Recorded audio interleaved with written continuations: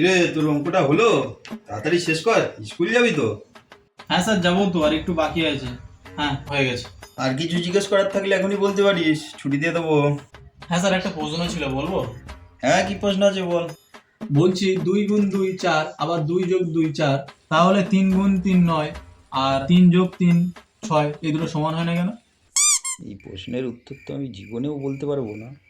আমার মতো টিচার যারা আছে তারা বলতে পারবে বলেও আমার মনে হয় না। না, এর আবার তাড়াতাড়ি ছুটি দিয়ে দিই, তো আমার মান সম্মানটা আর থাকবে না। ঠিক আছে, এইসব প্রশ্ন পরীক্ষায় আসে না, ওই সব চিন্তা করার দরকার নেই। ও আমি পরে বলে দেবো উত্তরটা। আজকের মতো ছুটি যা। ঠিক আছে স্যার, তাহলে বলছি এই মাসে মাইনে নেন স্যার, বাড়ি থেকে পাঠিয়েছি। কিরে 500 টাকা দিচ্ছিস কেন? 1000 টাকা ফিস তো। আর 500 কই?